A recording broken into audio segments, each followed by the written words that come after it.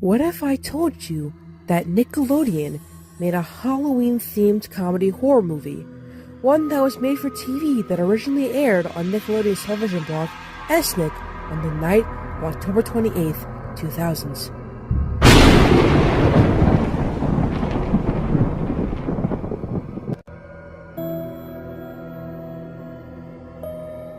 And what if I told you that after its premiere, it was never released on any form of home media or aired outside of the US, and wouldn't be aired again for over a decade?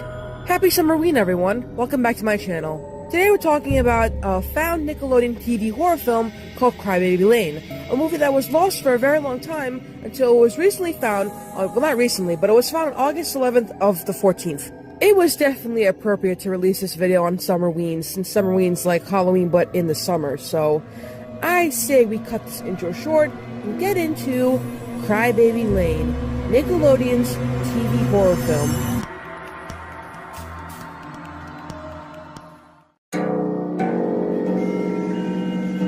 The plot for Crybaby Lane seems simple enough. A young Andrew and his older brother Carl conduct a seance in their local graveyard, because of course they did. Why exactly? Well, they wanted to impress a group of girls. But unknowingly, they release the soul of a dead Siamese twin, and whatever the evil twin touches turns evil. The next day, havoc is wreaked upon the town, and after Carl becomes possessed, Andrew travels to Crybaby Lane and cuts the root out of the heart of the good twin to end the effects of the evil twin's reign of terror. The film was originally envisioned as a big cinema film with a budget of $10 million. However, Nickelodeon's parent company Paramount had different ideas, and the film was ultimately shelved.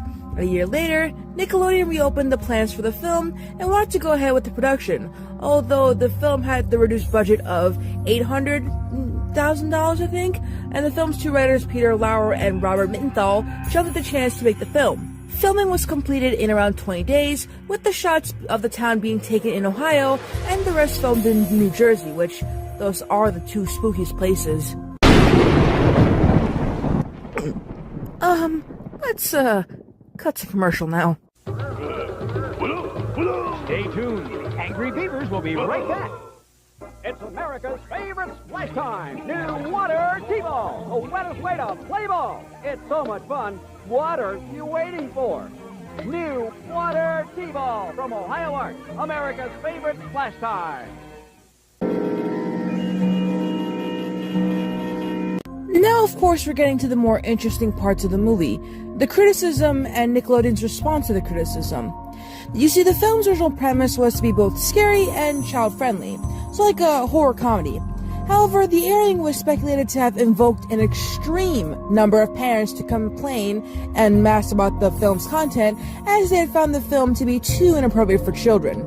This allegedly caused Nickelodeon to say that they did not own the film, and they weren't responsible for its accidental airing, which, damn, that's some analog horror type shit. That's some of that, resignation accident shit. Some workers at Nickelodeon even denied the existence of the film, even though some claimed later on that they were aware of it when they were contacted by forums and sites from 2007 to 2011. What?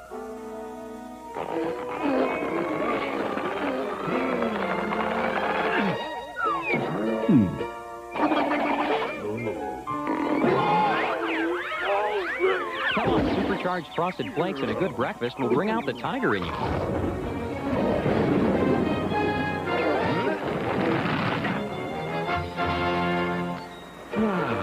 They're great.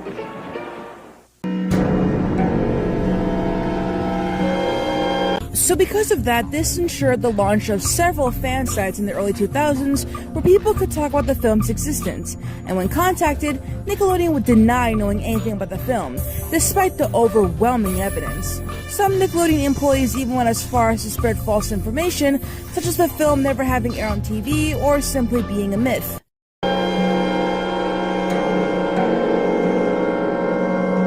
Now we can finally introduce Reddit, well, specifically a Redditor by the name of Firesalad Peach.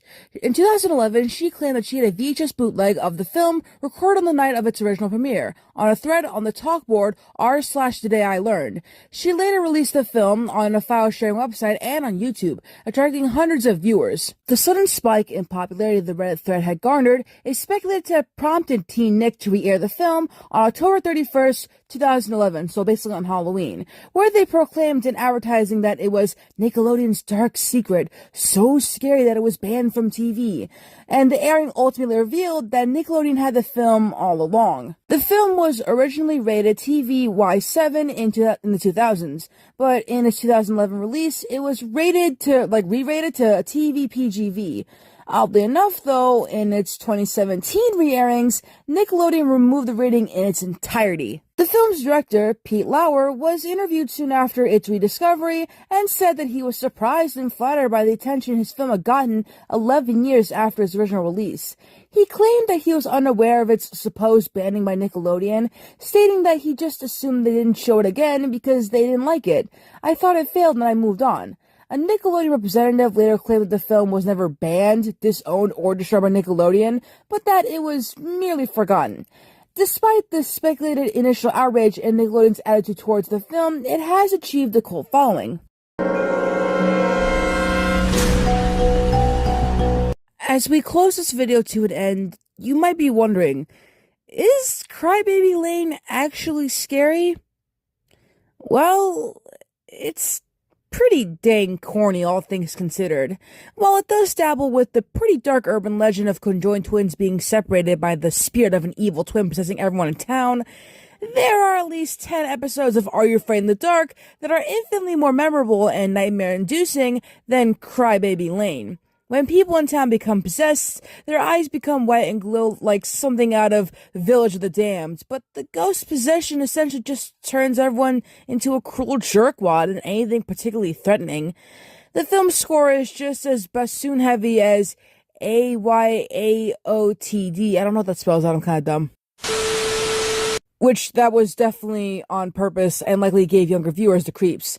Nevertheless, the scariest part about Crybaby Lane is, well, the urban legends that surround it before it got found. Honestly, watching it is like rewatching the ending of I Saw the TV Glow, wherein Owen rewatches his favorite show as a kid that he believed to be transcendent only to realize it was just a heck of a lot cheaper and overwrought than he remembered. Crybaby Lane has been kept alive by claims of it being so scary it was banned, but the reality is that it's still incredibly tame and would likely be laughed at by today's kids, who see scarier imagery watching their favorite streamers playing FNAF or in the dead-eyed thumbnails of Mr. Beast videos. Mr. Beast! If you still want to watch a time capsule of forgotten kinder trauma, Crybaby Lane is available all over the internet. Still, there's no shame in wanting to keep the mystique alive and allowing the film to exist only in your distorted memories or macabre imaginations.